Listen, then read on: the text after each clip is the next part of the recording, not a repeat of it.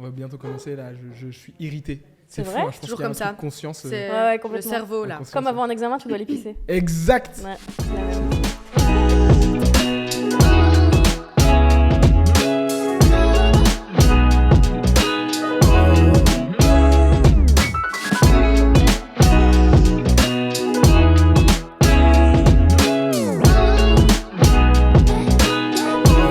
Merci. Merci. Dans À peu près sérieux, le podcast mi-deep, mi-hilar et super authentique. Moi, c'est Aubin, je suis votre hôte, psy et podcasteur à mes heures perdues. Et aujourd'hui, je La suis... star. T'as capté. Et cette semaine, aujourd'hui, je suis accompagné de deux invités, doux comme tout. J'ai nommé Malouf et Laurie. Nos Insta s'affichent actuellement à l'écran. Comment vous allez, les filles? Bah nickel. Ça va bien, ça va bien. Franchement. Contente d'être là. Yeah. Il fait frais ici en plus. Ça fait Ouais, du bien. parce bon. qu'on est en train de subir des chaleurs là, totalement inconsidérées. Les amis, je conçois une petite présentation. Parce que comme ça, je vous force. Vous ne devez pas vous présenter vous-même. Franchement, c'est un honneur. J'attends Tu vois, qu'une chose, c'est de voir ce que tu aurais D'être. écrit. À fond. Eh bien, préparez-vous. L'énergie de cet invité est un doux mélange entre légèreté et profondeur. Il est plus que possible que sa voix de sirène vous semble familière puisqu'elle vous a accompagné en radio dans vos rides de retour du taf, de l'école entre 16h et 20h et cependant plusieurs années sur Tipeee. Elle est Instagrammeuse, YouTubeuse, TikTokeuse, influenceuse et animatrice. Ces réseaux sont une plateforme pour partager moult messages de bienveillance, de rapport au corps, d'acceptation et de tolérance envers soi. On leur remercie chaleureusement. Mesdames et messieurs, voici Malou. On peut l'applaudir. Merci. Alors en plus, Et tu dois t'applaudir toi aussi. Je Hein. dois m'applaudir. Oui. Non mais t'as évoqué la voix de sirène, j'ai les cheveux de la petite sirène. Ouais, donc pardon. Hein. Ça y Mais est, merci t'es- pour t'es tous ces arrière. mots-là. Mais tu J'ai vois. les mains moites de trop de compliments pour moi. Elle ne mâche pas ses mots.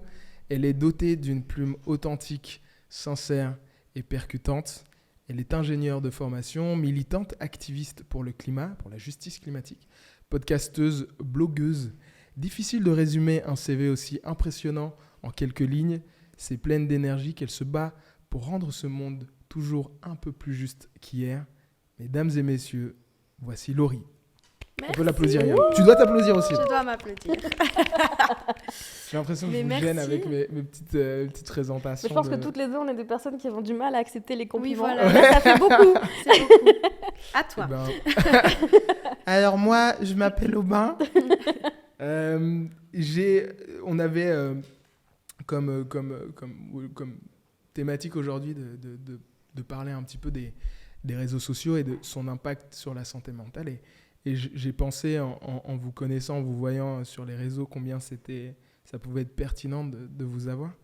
Et avant de commencer, je me dis, autant vous poser la première question qui est un peu plus légère, mais c'est quoi la situation la plus absurde, la plus bizarre dans laquelle vous vous êtes retrouvé parce que vous êtes un peu connu sur les réseaux en tant qu'influenceuse ou tu vois, activiste, parce que vous êtes quand même un peu connu. Est-ce que vous avez une situation absurde? On est un petit peu connus. un petit peu Bah, connu. Malou est hyper connu. Quoi? Mais non. Qui a cessé?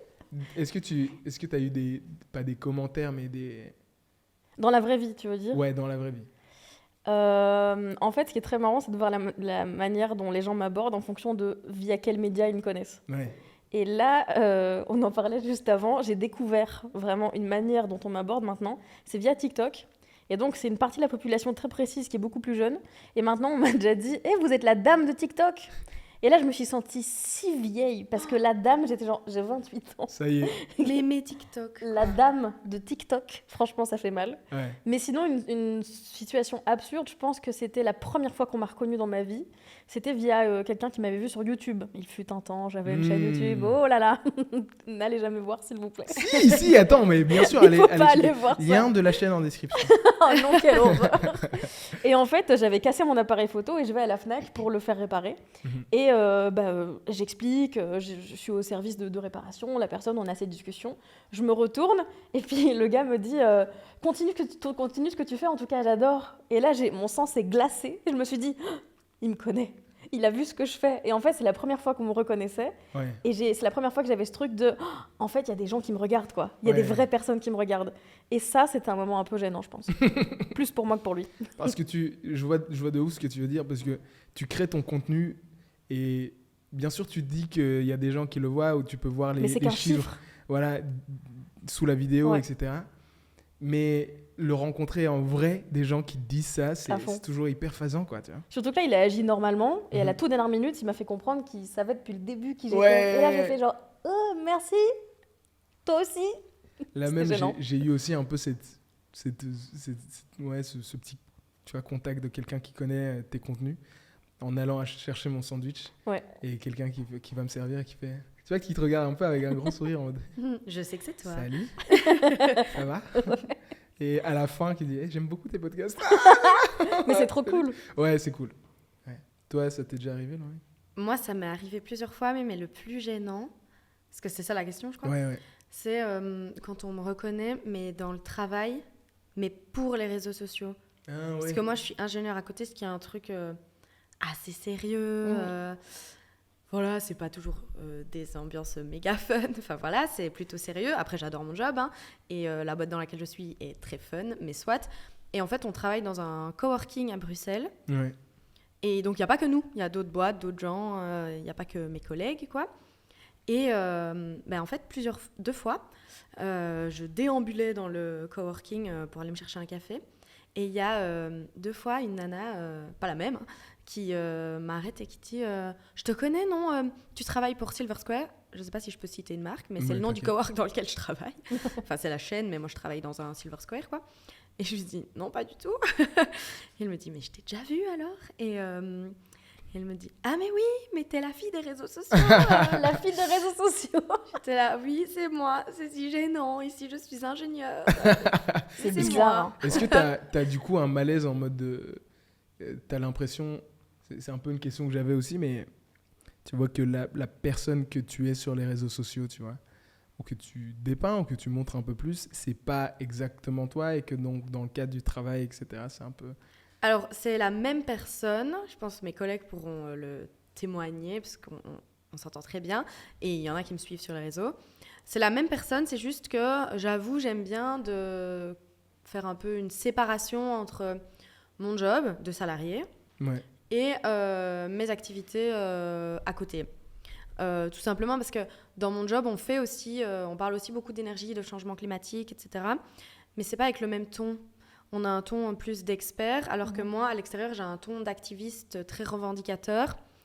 Et en fait, j'essaye de bien séparer les deux, scinder les deux, pour pas... déjà parce que quand je parle en tant qu'experte pour mon employeur, j'ai pas du tout le même ton, pas les mêmes revendications que quand je parle en tant qu'activiste, où là, je suis un peu plus vénère, quoi. Ouais. Et donc, en fait, vu que j'essaye de séparer le ton, aussi, je sépare un peu les personnes, même si en fait, c'est la même, c'est juste le ton qui change, quoi. Et donc, du coup, quand on me ramène à l'autre personne, on va dire, je suis un peu perturbée. Je suis là, oui. Ok, mais ici, c'est pas la même chose. Toi, Mais t'as c'était ça. très sympa quand même, hein. Elle Mais était oui, très oui. sympa. Toi, t'as ça un petit peu, Malou, la personne que t'es sur les réseaux et la personne que t'es dans la vraie vie un petit peu... Non, Non. pas vraiment. Mhm. Parce que tout est mêlé pour moi. J'ai pas un côté beaucoup plus sérieux comme toi tu l'as. Enfin, c'est bizarre, on dirait vraiment que ma vie est juste du fun. Du fun. Ouais. je Je me ne rigole suis tout le jamais temps. sérieuse. Ouais, c'est ça. Non, mais j'ai pas ce pendant-là, j'ai pas de salariat, je suis indépendante, donc en fait tout ce que je fais finalement est mêlé. Et sur mes réseaux sociaux, je parle autant d'activisme que de médias, que des ongles. Enfin, je peux parler de tout et de rien. Et en fait, sur mes réseaux sociaux, je suis moi, pas à 100% parce qu'on décide de pas... Enfin, il y a certaines choses qu'on décide de ne pas montrer évidemment, mais tout ce que je montre, c'est vraiment moi et c'est, je sais pas, j'ai vraiment pas l'impression d'être deux personnes, d'être la moi des réseaux et la moi tout court. Je pense que je suis assez authentique, en tout cas j'essaye de l'être, et je pense que je partage quand même beaucoup. Je partage aussi les moments où je suis en pleurs parce que ma dépression, j'ai fait une rechute, Mhm. et je partage autant ça que les moments hyper cool. Et justement, je trouve que c'est important sur les réseaux sociaux de montrer, entre guillemets, la vraie vie, parce qu'on a souvent l'impression sur les réseaux, et particulièrement Insta, que les gens qui ont un tout petit peu de popularité, ça y est, ils ont une vie de dingue. Mais en fait, moi, ça m'est déjà arrivé aussi de parler juste de galères financières, par exemple, et d'exprimer que c'est pas parce qu'on a X milliers d'abonnés qu'en fait, on vit à Dubaï, quoi. C'est ça. C'est vraiment pas le cas pour tout le monde. Et donc, justement, je trouve ça important de montrer aux gens que on est des gens comme eux, on est normaux. Et même si certaines personnes qui nous suivent nous apprécient, nous font des compliments, nous remercient de les avoir aidés, bah, on est juste des personnes comme eux. Et du coup, moi, c'est quelque chose d'hyper important pour moi. Et c'est pour ça, je pense, que j'exprime des sujets d'une manière aussi large, je pense. C'est quoi votre rapport aux réseaux sociaux? C'est quoi que la relation que vous entretenez avec les réseaux sociaux de manière large? Ça peut être Insta, ça peut être tous les autres réseaux, TikTok, etc. Laurie? Moi, c'est ambivalent. J'adore la puissance des réseaux sociaux. Le côté mobilisant, rassembleur, le fait qu'on peut toucher assez facilement plein de gens. Dans l'activisme, c'est hyper utile, mais même de manière générale, faire passer des messages, engager la discussion, ça, j'adore ça des réseaux sociaux. Ce que j'aime moins, en fait, c'est le côté virtuel, mais voilà, c'est à double tranchant. C'est le fait, du coup, que les gens, on en parlait juste avant de commencer, mais projettent sur nous des choses qui, parfois, sont fausses. Parfois, en fait, on a l'impression aussi, peut-être, de nous connaître, alors que nous, on ne les connaît pas, et donc, ils se permettent parfois des tons, des jugements qui ne sont pas toujours appréciables ou appropriés. Et aussi le fait que, du coup, vu qu'on est disponible en ligne, on va dire, on est aussi hyper facilement la proie de haters, de personnes pas bienveillantes. Et ça, du coup, moi, quand je parais dans la presse, parfois, j'ai une déferlante de commentaires négatifs qui n'ont pas beaucoup de sens souvent. Et du coup, on est aussi... c'est à double tranchant. On a d'une part la partie positive, que moi je trouve positive, qui est rassembleur, mobilisante, engager la conversation. Et l'autre part, vu qu'on est là, on est aussi potentiellement disponible pour se faire attaquer, apparemment. Ça, c'est la partie que j'aime moins, évidemment. Et tu dirais que toi, tu le gères justement comment, Laurie, le côté haters, les trolls sur Insta ou derrière un post, derrière un article? J'avoue, moi, je suis assez... j'ai de la chance. Ça pourrait être pire. J'ai des amis qui prennent mais tellement cher. Moi, ça va. Alors, sur Insta, c'est vrai que parfois, j'ai des petites vagues de gens qui m'envoient des choses pas très cool. Mais c'est souvent quand je suis parue dans la presse. Mais alors, le pire, mais ne jamais lire ces commentaires-là, c'est sous la publication de la presse sur Facebook. C'est horrible. Facebook, c'est le pire pour ça. Mais c'est la jungle. Ah ouais. Mais pourquoi les gens font ça? Et quoi, tu te ramasses des salles de commentaires et tout Mais des trucs, qu'on me dit d'aller me suicider, quoi. Enfin, je ris nerveusement, c'est pas du tout drôle, mais oui, alors moi, je les lis pas souvent, parce qu'en vrai, j'ai pas le temps. Et j'ai pas du tout envie de le prendre pour ça. Et parfois, je me prends des vagues de haine et je les ai pas vues. Ça, c'est tellement drôle, je trouve, parce que j'ai pas donné de temps à ces gens. Et eux, t'inquiète, ils ont pris le temps de m'insulter. Et en fait, je me dis, ça me fait de la peine, limite pour eux. Ça me fait pitié, en fait. T'as pris le temps de m'écrire une insulte et en fait, moi, j'ai même pas eu le temps de la lire, sorry. Par contre, mes proches, parfois, ma mère, elle traîne un peu sur Facebook. Elle aime bien voir, quand je passe dans la presse, ça arrive quand même souvent maintenant. Et du coup, elle regarde les commentaires. Mais grossière erreur. Et donc, du coup, ça la fait mal à elle. C'est ça. C'est ta maman. Et donc, du coup, ça la blesse parce que par procuration, quoi. Elle se dit, oui. Non, mais ma fille et tout, t'as vu ce qu'ils ont dit de toi? Et c'était là, non, je suis très bien, j'ai pas vu. Mais oui, c'est ça. Mais moi, je suis là, même, j'ai pas vu, je m'en fous. Mais c'est vrai que des fois, ça me prend d'aller lire et je regrette vite, quoi. Ouais. Clairement, Facebook, c'est la jungle, comme elle disait. Et toi, Malou Je te rejoins un petit peu, mais moi, j'ai pas autant de distance que toi avec la haine. Du coup, j'ai vraiment une relation d'amour-haine avec les réseaux sociaux. Ça m'apporte autant de positif que de négatif. Mais ça dépend des périodes. Il y a des périodes où ma santé mentale va bien, où je suis assez solide, et donc là, la haine me passe plus ou moins au-dessus. Et il y a des moments où c'est tellement énorme que je dois faire une pause. Il y a pas longtemps, j'ai quitté TikTok pendant quelques semaines parce que je suis une femme grosse sur les réseaux, et la grossophobie sur les réseaux sociaux, c'est... Je sais pas qu'est-ce qu'ont les gens contre les personnes grosses, mais en tout Mhm. cas, vraiment, t'as l'impression d'avoir tué père et mère. Ouais. Et en fait, sur TikTok, l'algorithme fait que sans aucune raison, ta vidéo peut buzzer et peut faire 3, 4, 5, 6 millions de vues. Sauf que 6 millions de vues, ça veut dire qu'il y a 15 000 commentaires, ça veut dire qu'il y a au moins 500 000 likes, et donc ça veut dire qu'il y a beaucoup de personnes qui l'ont vu et qui te connaissent pas, qui connaissent pas ton contenu, qui savent pas qui tu es, et qui juste voient un morceau de ta vie et décident de la commenter. Et ce qui est hyper dur, c'est que j'ai eu à peu près 6-7 000 commentaires haineux sur une bête vidéo, un truc tellement con en plus, où je racontais, j'expliquais un truc pour arranger une chaussure, quoi. Donc vraiment, rien à voir. Je parle pas de mon corps, je parle pas du fait de s'aimer, je parle pas de grosseur, je parle pas de tout ça. Mais le seul truc qui revenait, c'était t'es grosse, t'es grosse, t'es grosse, t'es grosse. Et alors quand on me dit t'es grosse, maintenant je suis en mode bravo, oui, je le vois, je le sais. Mais ce qui est différent, c'est les insultes, comme tu disais, va te suicider. Ces choses-là, c'est vraiment hardcore. On m'a déjà fait des menaces de viol, des menaces de mort, des menaces de je vais te violer toi et ta mère, on va vous brûler sur la place de la ville. Ouais. Et je le dis là, je sais que c'est des mots qui seront peut-être bipés, mais c'est hardcore ce qu'on se prend dans la tête quand même quand on est sur les réseaux. Et donc, quand tu es une personne qui n'est pas dans les standards, qui n'est pas dans les normes, et qui décide de l'accepter, mais pas que, qui décide de le montrer et de le revendiquer, alors là, vraiment, ça, c'est l'enfer. Et donc, c'est pareil pour les personnes racisées, c'est pareil pour quand on voit les femmes noires, ce qu'elles subissent sur les réseaux, ça me rend dingue aussi. Et donc, de manière générale, si tu es une personne qui n'est pas normée ou qui sort un petit peu des standards, tu vas attirer la haine, quoi que tu fasses, quoi que tu dises. Et on en parlait un petit peu, ce qui est assez perturbant, c'est que ça n'a rien à voir avec le propos. On ne vient pas critiquer ce que tu dis et ce que tu revendiques, on vient critiquer ce que tu es et à quoi tu ressembles. Et c'est très très frustrant. Donc à la fois j'adore les réseaux sociaux parce que moi ça m'a énormément aidé dans mon chemin d'acceptation.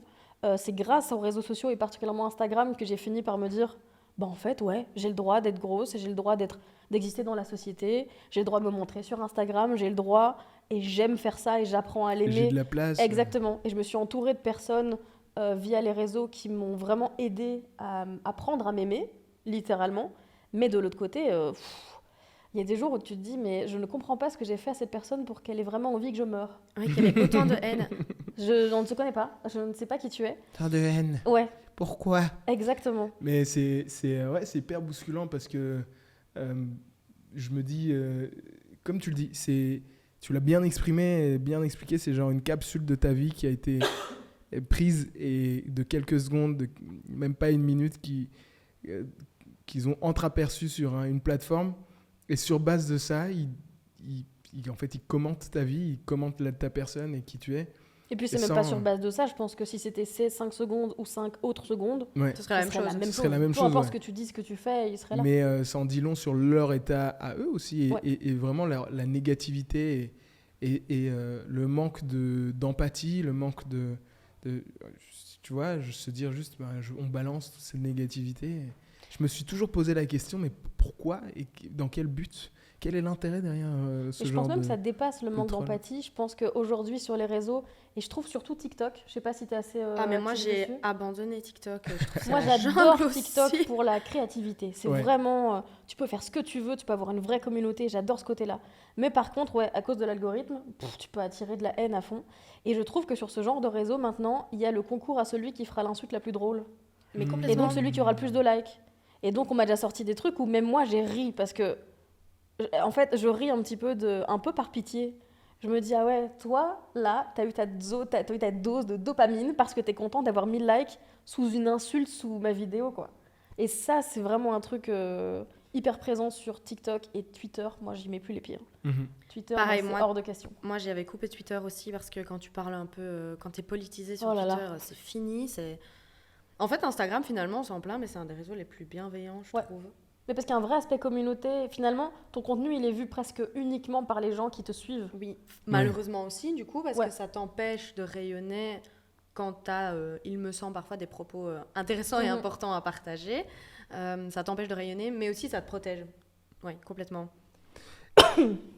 Laurie, toi, t'es engagée pour la justice climatique. Et j'ai envie de te demander, en fait, qu'est-ce qui t'a poussé à t'engager ? Est-ce qu'il y a un moment, il y a eu un déclic ou pas ?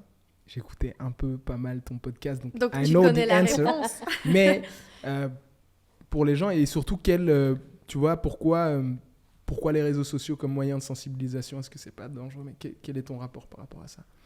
Mais déjà, Malou le disait tout à l'heure, on n'a pas le même rapport à la haine, mais parce que je parle d'une position vachement privilégiée. Hein. Je suis blanche, je rentre dans les standards de beauté, on va dire, enfin certains. Donc, je me tracasse moins, on va dire. J'ai pas besoin de me tracasser beaucoup quand je poste un truc sur les réseaux sociaux. Bon, il y a toujours bien un connard qui va me dire que je suis moche. Sorry si tu dois biper ce mot-là. Il n'y a pas d'autre mot pour les décrire en fait. Ouais. Non, voilà, je vais pas le changer. Mais dans les faits, je vais prendre beaucoup moins de haine que Malou pour le même propos. Hein. Si moi aussi je montre un truc de sneakers ou de chaussures, je sais plus ce que tu montrais, je vais pas prendre de haine. Quasi pas. Enfin, moi, je prends de la haine quand je dis un truc qui sort de la norme. Ça, c'est mon problème à moi, on va dire. Enfin, ce que les gens trouvent à me reprocher, c'est que, en fait, moi, physiquement, je les dérange pas tant que ça. Enfin, ça peut arriver, mais j'ai cette chance, on va dire. C'est carrément un privilège parce que j'ai rien fait pour mériter ça. Mais par contre, moi, c'est ce que je dis souvent qui les dérange parce que je remets en question le système, le status quo, le capitalisme. Et donc, du coup, les réseaux sociaux, on va dire c'est plus facile pour moi quand même que si j'étais une femme noire, que si j'étais une femme grosse, ou enfin peu importe, que j'avais pas tous les privilèges que je cumule. Donc tu dis pourquoi les réseaux sociaux? Parce que ce côté rassembleur, etc. Mais aussi parce que j'ai la chance de pas devoir trop me tracasser, de pas avoir trop de haine. J'en prends, c'est déjà de trop, mais c'est sans commune mesure. Si j'avais le même propos et que je cumulais pas tous ces privilèges que je cumule. Et à quel moment tu t'es dit, ok, la justice climatique... Ouais, la deuxième partie de la question. En fait, c'est la première. J'ai pas répondu dans le bon sens. Désolée. T'inquiète. Mais tu vois, mais c'est parce que moi, je pose 2 questions en une, tu vois, c'est compliqué et tout, je vais les diviser même. Alors, question A. Pourquoi? Alors moi, il y a 5 ans, 6 ans bientôt, en 2016... Ouais, trop longtemps, je peux te compter. Ça me rajeunit pas. Je suis partie vivre à Londres pendant 1 an. Et à Londres,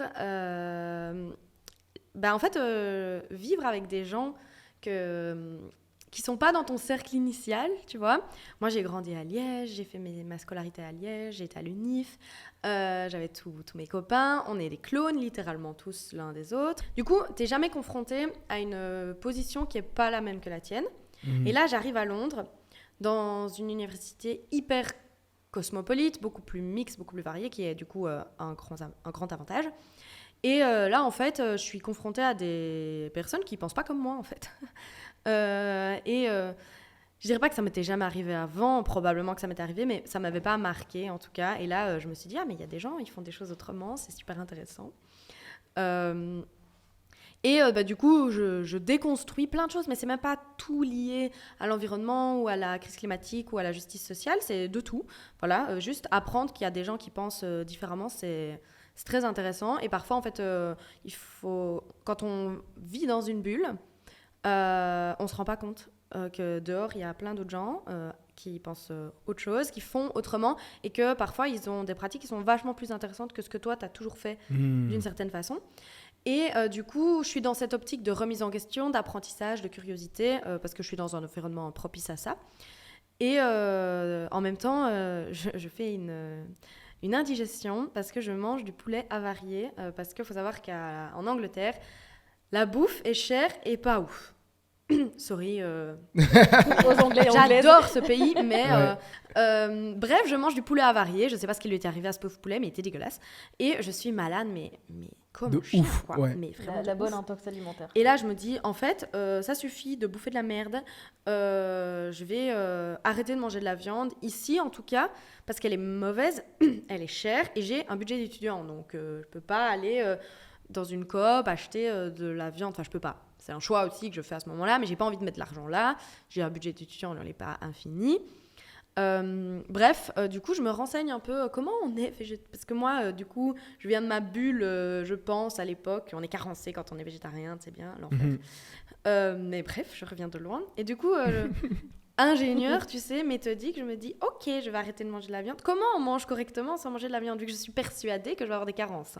C'est faux. Pour info, les gens les plus carencés sont les personnes omnivores. Mais du coup, voilà. Et alors là, c'est une pelote de laine qui se détricote. C'est-à-dire que du coup, je Je me renseigne sur l'alimentation durable, sur le bio, sur le végétarisme, etc. Et en fait, une fois que tu commences à détricoter la pelote, en fait, tu ne t'arrêtes jamais. Et il n'y a pas de marche arrière possible. Du coup, je remets d'abord en question ma façon de m'alimenter, puis en fait, c'est ma façon de prendre soin de moi, donc les cosmétiques, etc. Du coup, je touche un peu le zéro déchet. Et voilà, petit à petit, je détricote la pelote, je rentre en Belgique, je me mets à travailler. Et là, gros sujet pour moi qui est la mode. On dirait pas parce qu'aujourd'hui, on dirait que je suis habillée en pyjama, mais c'est du lin français, c'est très cool. Ça a l'air hyper confort en tout cas. C'est ultra confort et on est dimanche. Ouais. Et, Allez checker son Insta, elle est super stylish. Ouais. Et du coup, je rentre, je suis engagée pour mon premier emploi et je gagne mon premier argent et je me dis mais que vais-je faire de cet argent ? J'aimerais bien l'utiliser de manière un peu plus vertueuse. Et en fait, mon gros point noir, c'est que j'adore la mode et que je consomme mal la mode à l'époque. J'en consomme trop, des marques pas très vertueuses. Et du coup, je me dis vas-y, ça c'est ma thune. Apparemment, avec la thune de mes parents, j'avais pas de problème à faire de la merde. Mais j'ai envie de la dépenser bien, de donner à des projets, des marques qui vont bien, qui font les choses bien. Et donc, du coup, on est passé du végétarisme au zéro déchet, à la cosmétique clean, à la mode. Et petit à petit, je revois tous les aspects de ma vie pour avoir un mode de vie durable. Et après 1 an et demi de tout ça, d'un truc très individuel, tu vois. Ouais. J'en parle sur les réseaux sociaux, mais comme je t'ai expliqué avant, sans d'énormes... je me dis pas, je vais faire une étude de marché de comment c'est mieux. Non, réseaux sociaux parce que c'est facile et qu'encore une fois, moi, j'ai pas de stress majeur sur les réseaux sociaux. Surtout quand tu parles de végétarisme, de zéro déchet, ça va, tu vois. Ouais. On t'attaque pas trop. Mhm. Sauf les gros viandards, mais bon, il y en a... voilà, tant pis. Il y en a de moins en Mais ça moins, aussi, surtout c'est fou qui... te dire, si tu reçois de la haine parce que tu manges pas de viande. Oui, mais Moi, ça c'est que je m'arrive me dis, encore. mais hein. qu'est-ce que ça peut te foutre que je Mais mange pas de viande ? complètement. Surtout qu'on n'est pas dans... Enfin, moi, mon contenu, il n'était pas dans l'injonction, dans c'est mal, vous mangez du cadavre. Je le pense, mais je le dis pas, tu vois. Parce que c'est pas... Je sais très bien que ça fait pas changer les gens de leur dire des choses pareilles. Et puis surtout, chacun a sa vie. Enfin, c'est pas possible pour tout le monde. Voilà, il y a des questions budgétaires et des questions d'accès, etc.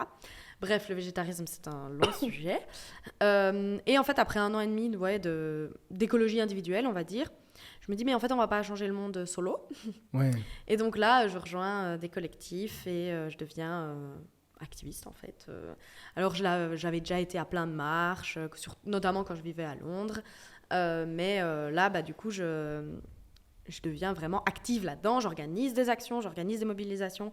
Et du coup, maintenant, je fais un mix de contenu entre l'écologie, certes individuelle, parce qu'elle me fait me sentir bien, tout simplement. Il y a une question de santé mentale. C'est que d'être alignée avec ce que je demande ensuite, c'est... ça me fait du bien. Ça me fait du bien d'être pas trop dissonante à ce niveau-là. Et à côté, j'ai plus de revendications collectives, politiques, évidemment, parce que être végétarien zéro déchet dans son coin, c'est déjà très bien, mais malheureusement, c'est pas suffisant. Et du coup, je politise vraiment le débat. Et voilà. C'est un peu un mix entre le micro et le macro, quoi. Complètement. Le micro, c'est un peu égoïste. Alors non, c'est faire sa part, mais... Même avec ton entourage, avec C'est ça, tes amis, mais mobiliser avec son entourage, c'est plus dur que mobiliser les gens que tu connais pas, Ouais. moi, je trouve. Vraiment. Moi, j'ai eu des débats beaucoup plus houleux, qui terminent en pleurs, en crise, avec des gens proches qu'avec des gens que je connais pas. Les gens que je connais pas, je les convainc pas et je trace ma route. Je pense que c'est sans doute lié à, tu vois, l'identité d'une personne, elle est fonction de beaucoup de choses. Et notamment aussi toutes ses valeurs, tout ce qu'elle incarne. Et je pense qu'en attaquant, en ayant un débat, souvent je pense que c'est ça le nœud de beaucoup de problèmes, que ça soit par rapport aux questions écologiques ou plein d'autres débats politiques, mais c'est que les gens s'attachent à une opinion comme si c'était la personne et s'attachent en fait à l'identité de cette personne, alors que ça l'est pas. Et donc du coup, c'est évidemment plus difficile quand tu vois, t'as un débat avec cet ami proche, parce que c'est comme si tu lui disais en quelques mots, de manière très gros, mais je ne t'aime pas comme ça, tu vois. Complètement. Et c'est pour ça, je pense que c'est... Et même hors d'une opinion politique, le fait d'être végétarien, par exemple, ça renvoyait à mes proches le fait qu'eux ne l'étaient pas. Et, oui, voilà, et donc, du coup, qui faisait Ils étaient mal pas assez selon bien, moi. quoi. Ouais. Voilà. Et que j'étais somehow supérieure à eux, alors que c'est pas du tout le postulat que j'avais. Juste moi, j'avais plus envie de manger de chair animale. Mais eux le prenaient, enfin il y a encore des gens, comme si je les méprisais parce que eux en mangent, alors que c'est pas du tout le cas. C'est fou. Toi, Malou, tu as connu une petite transition entre toutes tes années de radio et puis tes nouveaux projets. Comment tu l'as vécu déjà, toutes ces transitions? Et puis, est-ce que tu as l'impression que la manière dont tu vivais sur les réseaux sociaux, dont les gens le voyaient, dont toi, tu devais l'annoncer, le montrer, c'était un choc? C'était comment pour toi? Je pense pas avoir changé entre ce que je montrais sur les réseaux sociaux quand j'étais encore en radio, en télé, et ce que je montre aujourd'hui. Je pense être restée plus ou moins la même, qui montre le même genre de choses. Par contre, le fait d'annoncer de devoir partir sur les réseaux, ça, c'était une grosse décision. Ça, c'est un moment très particulier où tu te dis je sais que je vais décevoir des gens. Et en fait, ce côté déceptif, tu le ressens à plusieurs moments quand tu es sur les réseaux, parce qu'il y a des gens qui finissent par compter sur toi. Il y a des gens qui m'ont déjà dit, je reçois quand même souvent avant l'été des messages de meufs particulièrement qui me disent merci parce que grâce à toi, c'est la première fois de ma vie que je mets un maillot de bain et que je me sens bien sur la plage. Et en fait, j'ai l'impression que je leur dois quelque chose d'une certaine manière parce qu'eux m'envoient énormément d'amour et que si j'arrête de faire ce que je fais, je les déçois un petit peu. Donc pareil, leur annoncer que j'arrête la radio et la télé, pour celles et ceux qui me suivaient de la radio, j'ai eu un petit peu l'impression de les laisser tomber. Donc ça, sur les réseaux sociaux, si c'était lié à ta question, je pense. Oui, c'est ça. Okay. Ça, oui, ça c'était un moment assez pas compliqué, mais en tout cas, j'ai voulu bien faire pour essayer d'arrondir les angles. Ouais, évidemment que c'est un peu lié à ton... Tu vois, tu te sens un peu coupable malgré toi, quoi. Ouais. De se dire, ok, j'étais cette voix de beaucoup d'acceptation, de représentation, de tolérance envers soi, et tout à coup ils avaient besoin de moi ou pas, ou enfin quand même un peu et que du coup si t'es plus là et puis en même temps tu te dis mais je suis personne, je suis remplaçable, donc ils ont pas besoin de moi, mais on te fait ressentir que parfois on a besoin de toi. Et dans la radio particulièrement, c'est un lien tellement fort avec les gens, c'est vraiment une proximité vraiment très intense. T'es avec eux dans leur voiture tous les jours en rentrant du boulot, t'es avec eux dans leur cuisine pendant qu'ils font à manger, t'es avec eux pendant qu'ils sont à table avec leur famille, t'es avec eux... T'es dans leur intimité. Exactement. Et c'est au point où, moi ce qui m'a le plus marqué comme... c'est une maman qui m'a dit qu'elle a appelé sa fille Malou pour moi. Wow. Et ça, c'est assez incroyable parce que déjà, je suis pas Johnny, tu vois, genre, what the fuck. Et puis 2, parce qu'à ce moment-là, je me suis rendu compte d'à quel point, finalement, quand t'es une voix quotidienne dans la vie de quelqu'un, tu les accompagnes et donc tu as un impact dans leur vie. Et que donc l'énergie que tu insuffles dans tes speaks, dans les moments où tu parles à la radio, ça va aussi avoir un impact sur leur humeur, sur leur journée, sur comment ils et elles se sentent. Et notamment pendant le Covid, on a eu une grosse période pendant laquelle, en fait, la plupart du temps où on était en radio, c'était pendant la grosse crise du Covid. Il y a des gens qui étaient en télétravail et on était les seules voix qu'ils entendaient de la journée. Complètement. Et donc ça, en fait, ça crée une proximité tellement forte avec les gens que je comprends qu'une fois qu'on s'en aille, on nous dise « comment je vais faire sans vous ?» Et ça paraît vraiment péteux de dire ça, mais en fait, on se rend compte que oui, il y a des gens qui avaient besoin de nous à ce moment-là. Mais oui, alors nous, peut-être pas forcément en tant que personne, mais justement en tant que présence auditive, quoi. Ouais, c'est hyper touchant. Et je me dis que même en après-coup, ça a dû être... j'imagine que tu as dû recevoir plein de jolis mots après coup, de genre merci pour toutes ces années, merci pour... Le jour où on est parti, moi j'ai juste pleuré non-stop. Pas d'être triste de partir parce que j'étais en accord avec cette décision, mais émue de recevoir tous ces messages qui étaient hallucinants. Ce jour-là, on a reçu 1200 messages sur le WhatsApp de l'émission. Oh, wow. C'était gigantissime. En moyenne, on en faisait 300 à peu près par émission, 300, 350, donc... Là, on est sur le quadruple pratiquement. C'est dingue. Et c'est que des messages d'amour, des pavés, des vocaux, des gens qui nous disaient merci pour ces 3 ans avec nous. C'est assez dingue de recevoir autant d'amour d'un coup. Surtout que tu te dis, moi, demain, je vis encore, je continue ma vie. Et c'est assez fou de se dire, ils ont l'impression qu'il y a une partie de leur vie qui s'arrête. En tout cas, cette vie qu'ils avaient avec nous. Mhm. Et encore aujourd'hui, de temps en temps, je reçois un petit message en disant « Oh, vous nous manquez à la radio !» Ouais. Et je me dis, ça fait 1 an quand même. Donc, 1 an après, il y a encore des gens qui pensent à nous. C'est fou. J'étais trop content que vous m'ayez invité pour pour la petite info. Ouais, on était passé Ouais. avec une amie, on était passé dans l'émission. On est venu dans le studio. Et puis on a En dit fait, « Ah, c'était vous une voulez des passer dernières Let's go !» émissions. Et donc, vous étiez en train de faire votre émission. Et dans tous les moments de pub, parce qu'en fait, il y en a tellement, en fait, en 16-20. Beaucoup trop. Et on avait des grandes discussions. Et c'était, ouais, donc, et puis après, c'était pause. Et donc, du coup, toi, ça va et tout. Ouais. C'est vraiment une belle boucle. Laurie, si tu pouvais inviter 3 célébrités à rejoindre ton podcast pour une discussion un peu hilarante. Je pèse mes mots, hilarante. Hilarante. Wow. Hilarante. Mais J'ai en tellement de mots en rapport tête. avec le climat, Waouh. Mais ouais. qui choisirais-tu? Trump. Pardon. Alors, il y a plusieurs façons d'être hilarant. Du coup, il y a la façon... Mais en vrai, discuter avec les climato-sceptiques, c'est non, j'ai la flemme, C'est j'ai pas horrible. le temps. Ça sert à rien. Ça sert à rien parce qu'ils parlent pas d'une base rationnelle, donc tu peux leur opposer tous les arguments scientifiques et rationnels que tu veux. C'est pas recevable pour eux. Donc ça, flemme. Ouais. Par contre, une nana que j'adorerais recevoir pour se marrer un bon coup et parler de lutte climatique et sociale, c'est Swan Périssé. Ouais. Clairement, grande pointure. Qui d'autre? Je sais pas si on se marrait, mais en tout cas, on sourirait sûrement beaucoup parce qu'il dit beaucoup de choses intéressantes. C'est Cyril Dion, le réalisateur français. Et qui d'autre?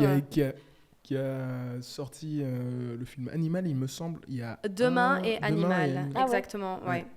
qui sont des documentaires, Ouais. plutôt reportages. Mais surtout qu'il y a des prises de position hyper percutantes, que ce soit dans le milieu du cinéma, à Cannes, etc., où il essaye de les secouer un peu. Mhm. Je ne sais pas si ça marche, mais il fait ce qu'il peut en tout cas, et c'est très touchant. Et je suis en train de réfléchir en même temps à la 3e. Ça peut être quelqu'un de juste marrant. Ouais. Qui est-ce qui me fait marrer? Il y a plein de gens qui me font marrer en fait, mais comme ça, j'ai pas de nom. Mais ouais, surtout en plus avec hilarant et climat, c'est compliqué. Mais moi, je hein. verrais bien... Pardon. Non, mais vas-y, hein. Donne-lui des idées. Je verrais bien Roman Frécinet. Ah, mais carrément. Parce qu'il est hyper intéressé par la Ouais. déconstruction, etc. Et donc, à mon avis, il pourrait être très intéressé par les propos que vous avez en tant qu'expert et experte. Et en même temps, il serait gaulerie de ouf. De ouf. Franchement. J'ai été voir son. Je note. Merci pour la reco. J'ai été voir son spectacle il y a moins d'un mois, J'y 3 étais semaines. aussi. C'est vrai? Ouais, On s'est pas croisé. Tu m'as vu Non. ou pas? Non. c'est Non. pas- ok. Mais il y avait. Il était génial. incroyable, quoi. Je pense que c'est cool de voir un humoriste. Enfin, c'est le type d'humour que je kiffe le plus. Un peu. Avec un message. et Avec un fond. message, de la Avec une profondeur, morale, avec une morale. Et c'est une voix de beaucoup de vérité et d'authenticité qui sont dites, quoi. Quelle question je vais vous poser? Mais du coup, j'ai repensé à une 3e personne. C'est un humoriste belge, je pense. Je l'ai vu à What the Fun. Qui s'appelle Adèle, et sur Insta c'est Fricadelle. Déjà On ça adore. c'est très drôle. Et il parle de lutte sociale et d'antiracisme, et en vrai lui en fait je devrais trop l'inviter. Merci de la reco. Mais c'est ça, tu Je vois. vais juste dropper dans ses DM. Ouais, en fait, et, Du coup, tu quelque lui envoies part, un je suis en message train à de- distance. C'est ça, je suis en train de t'aider dans ton taf. Mais grave, Parce que je merci. sais combien avoir des invités, c'est toujours c'est tout un délire de pouvoir s'inspirer de gens. Et en fait, il y a tout un aspect d'être sur les réseaux. Tu vois, être sur les réseaux, c'est... En tout cas, quand t'as un podcast ou t'es podcasteur, podcasteuse, et ben c'est genre voir les gens qui t'inspirent et pouvoir te Mhm. dire, ok, à quel point ils sont accessibles pour pouvoir faire en sorte qu'ils puissent venir, quoi. Mais parfois l'accessibilité c'est juste du culot. Hein. De ouf. Moi j'adore le média français Blast. Ouais. Et du coup je suis une grande fan de Paloma Moritz. Et en vrai je lui ai envoyé un mail et elle m'a dit oui. Et donc elle est venue sur le podcast, mais je pensais même pas qu'elle allait me répondre, quoi. C'est dingue, hein. Parfois, il faut juste oser. Il faut juste oser.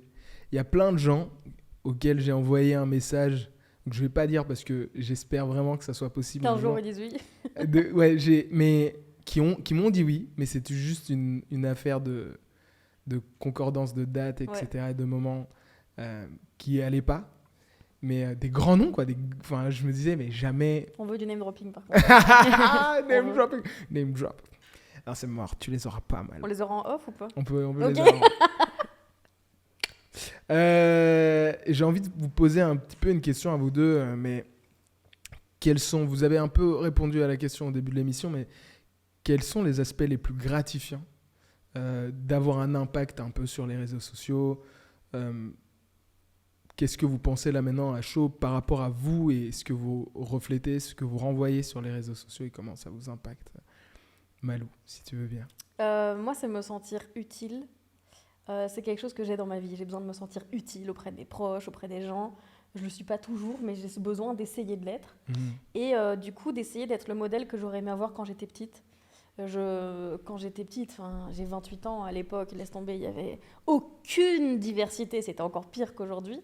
Et du coup, je me dis que si j'avais grandi avec un modèle, entre guillemets, comme moi, je me serais moins sentie mal dans ma peau. J'aurais moins mal vécu le fait d'être différente. Et on le voit aujourd'hui, par exemple, quand je vois des Disney qui lancent La Petite Sirène et c'est une jeune femme noire, Ouais. c'est génial parce que je pense à toutes ces petites filles noires qui ne se sont jamais reconnues. Bah, c'est pareil pour moi. Et en fait, je me suis rendu compte il n'y a pas très longtemps d'à quel point j'avais jamais vu. Moi, j'adore la musique, j'adore le chant, j'ai toujours chanté. Quand j'étais petite, mon rêve c'était d'être chanteuse. Et je me suis rendu compte en allant voir Lizzo en concert que c'est la première fois que je voyais une femme grosse qui finalement me ressemblait d'une certaine manière sur qui était scène, grave faire badass. faire ce dont j'ai rêvé toute ma vie. Et à ce moment-là, j'ai juste pleuré tout le long du concert, mais c'était pas des larmes de tristesse, c'était des larmes, tu sais, où tu les contrôles pas. Ça coule juste non-stop, tu te retrouves trempé C'est tellement une part ça coule. de... C'est vraiment genre un... Une révélation. Ouais, exactement. Ouais, je pense que c'est vraiment le côté... tu te sens entendu, reconnu Ouais. et représenté Complètement. par une autre personne, quoi. C'est hyper Ouais. absurde. Et j'ai pas la prétention de dire que je suis au niveau de Lizzo, genre vraiment pas du tout, mais elle est ma représentation, là où je suis celle de certaines personnes. Exactement. Et ouais. j'ai déjà reçu des messages de mamans qui me disent qu'elles ont montré mon compte à leur fille de 13-14 ans qui est mal dans sa peau parce qu'elles sont grosses ou parce qu'elles ne se sentent pas bien dans leur corps, parce qu'elles font régime sur régime, etc. Et ces moments-là, c'est le moment où je me sens le mieux et où je me sens vraiment le plus utile et où je me dis ce que je fais, ça sert à quelque chose. Et donc finalement, la haine que je reçois, bah tant pis parce que ça vaut la peine quand même, quoi. Quelle belle réponse. C'est pas ce que je vais pouvoir dire.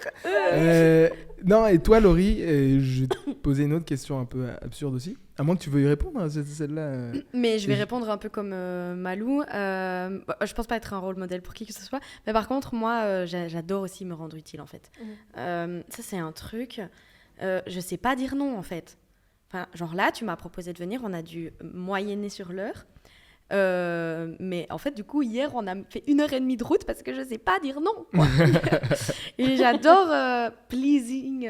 People please les pleaser, gens. ouais. Je suis très... je suis people pleasing à fond.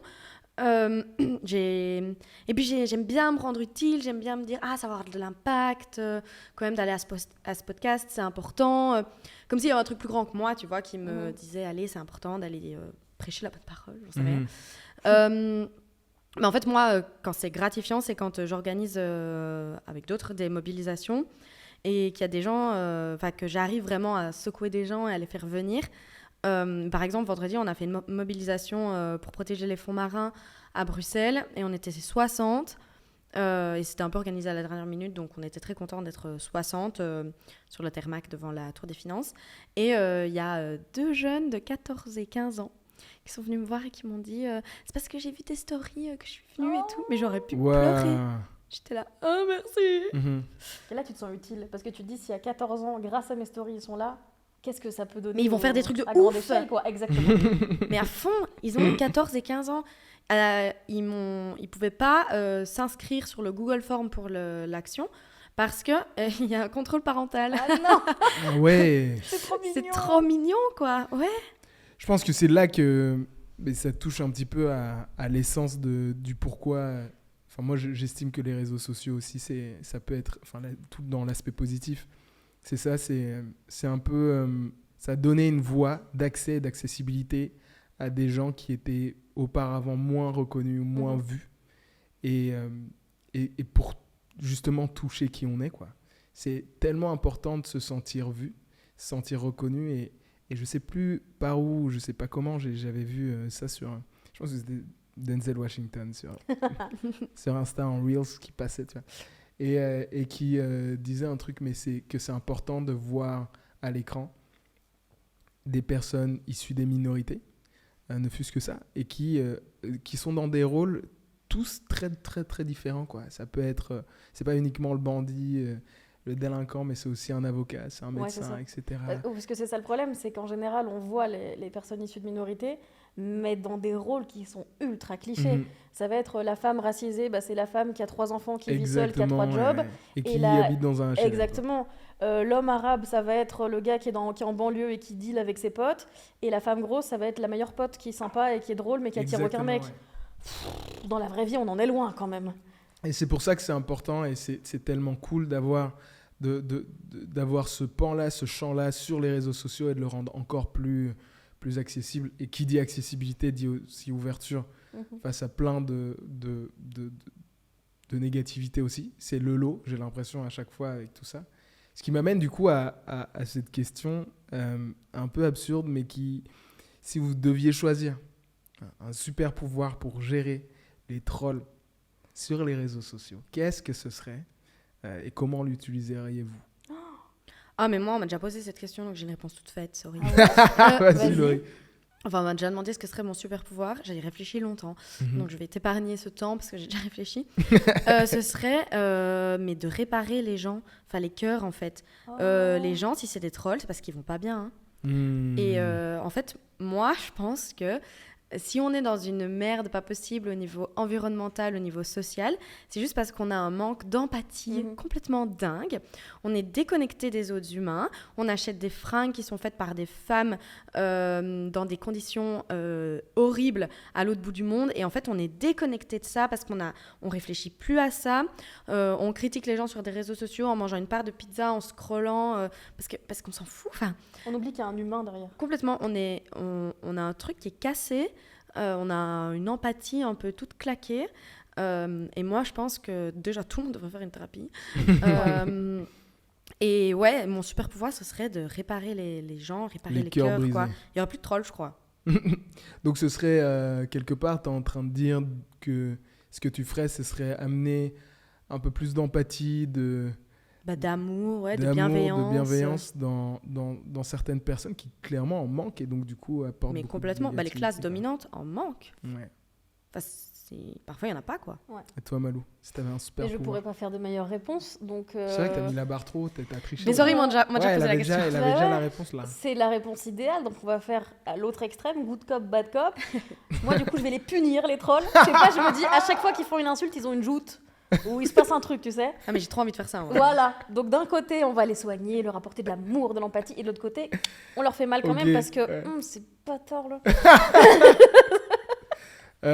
On arrive doucement à la fin de l'émission. Déjà, ça passe très vite.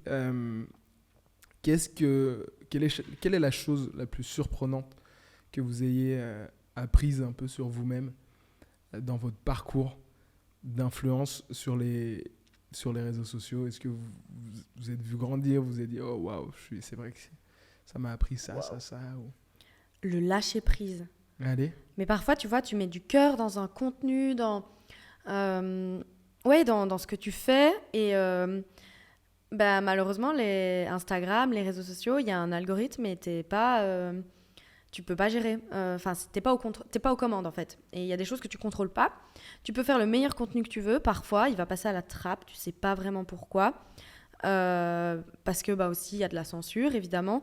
Et moi, le lâcher prise, genre qu'est-ce que ça peut me mettre en colère quand je dénonce des entreprises comme Total Energy, H&M, Shein, Zara, et que je suis censurée par Instagram, mais je peux péter les plombs vraiment. Et en fait, c'est quelques années à le faire. Mais vraiment, genre, je vois, moi, en moyenne, j'ai entre 1200 et 2100 vues en story. Quand je postais un truc sur Shein, c'est moins le cas maintenant, il y a quelques années, je chutais à genre 150 vues. Ouais. Mais c'est une dinguerie en une story. Hein. Donc, c'est totalement fou. J'ai déjà été shadow ban d'Instagram pendant 48 heures. Parce que j'avais parlé des Ouïghours et j'avais incriminé Instagram dans une story. H&M dans une story, alors que c'est révélé. Tu parles Bref, quand même de personnes qui subissent de l'esclavagisme. Enfin, Ben allô, oui. quoi. C'est fou. de femmes qui sont stérilisées de force, c'est des gens qui travaillent dans des camps. Ça me semble C'est dingue. important d'en parler. Mais oui, et il y a un eurodéputé français, Raphaël Glucksmann, qui vraiment fait sa bataille pour aider les populations ouïghours et qu'on arrête de ne pas les respecter. Enfin, c'est vraiment un euphémisme, ce que je dis là. Ouais. Et il a des menaces constamment du gouvernement chinois. Mais constantes. Et en fait, du coup, pour répondre à ta question, parce que là, je suis en train de diverger, le lâcher prise, me dire ok, ça j'ai pas le contrôle dessus malheureusement, c'est Instagram, c'est Meta, c'est Facebook qui a le contrôle là-dessus.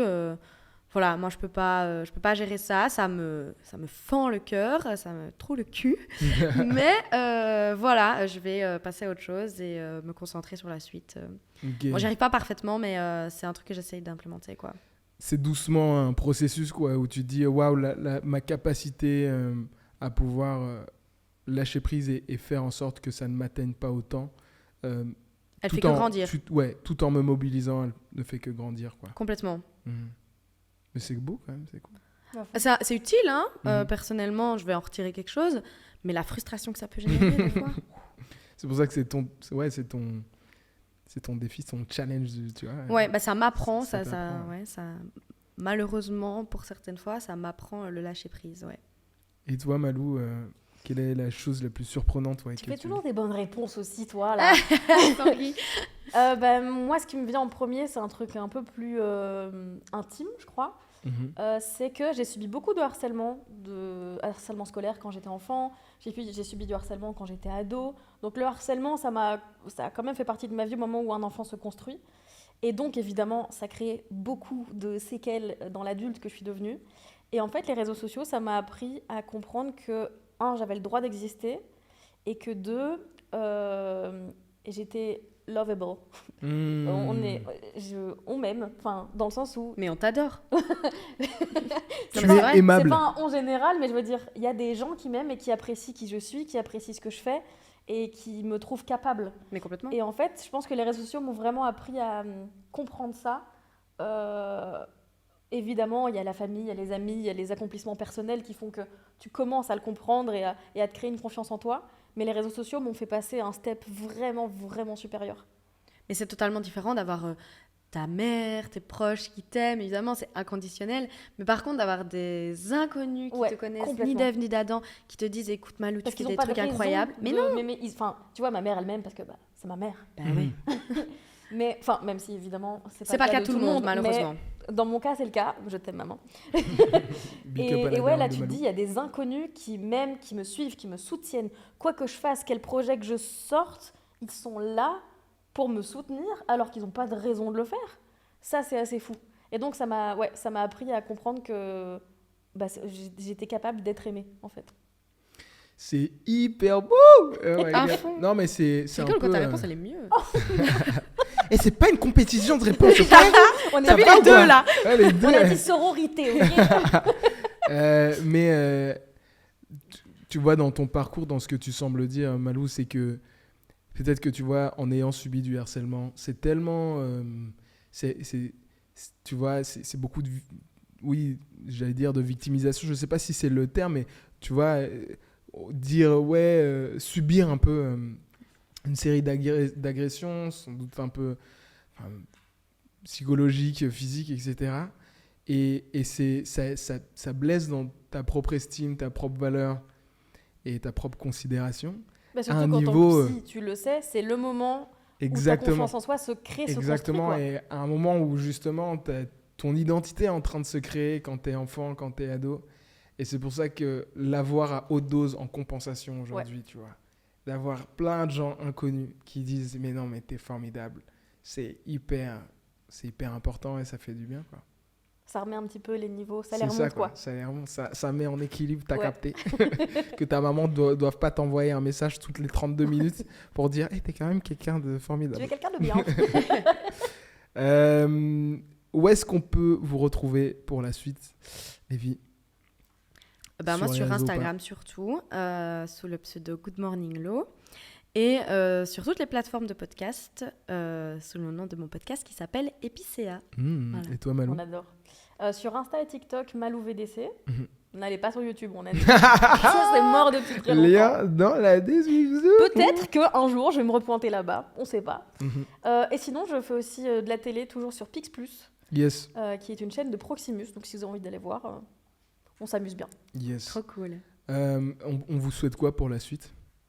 Qu'est-ce que vous avez envie de vous souhaiter à vous? Ah J'ai pas de réponse toute faite là. Qu'est-ce qu'on se souhaite? Malou. Ça doit être une chose ou plusieurs? Ça, ah, vas-y, tu peux tricher. Tu peux J'ai le droit mettre- de dire plusieurs? Qu'est-ce que je me souhaite? C'est dur comme question, en vrai. Mais moi, je dirais de la bienveillance envers Ouais. nous-mêmes et envers les autres. Ouais. Ça, c'est quand même un truc qu'on peut se le souhaiter C'est notre moteur sur les réseaux. tout le temps, quoi. déjà. Ouais. Complètement. Ouais, je Mhm. pense que ça englobe quand même plutôt bien. La bienveillance, ça englobe la santé, ça englobe la réussite, les projets, ça englobe tout ça. Donc la bienveillance. Bon, Tu vois toujours des bonnes réponses. Moi, je fais quoi à côté là? C'est très bien. Eh bien, merci à vous. Merci à toi. Si vous en avez pas eu assez d'à peu près sérieux, allez checker à ceux qui osent sur Spotify, sur la chaîne YouTube Aubin et Zaguira. Posez votre like, posez votre commentaire. Un tout grand merci Partenamut pour la collaboration sur cet épisode. On leur donne full force. Grâce à eux, on peut tourner ce genre d'émissions super chouettes. Et puis, on se retrouve bientôt pour la suite. À bientôt. Merci. À bientôt. C'est une fin de tournage. Mais j'ai envie de continuer de parler, moi, c'était cool. Ah. Il est quelle heure, moi, j'ai-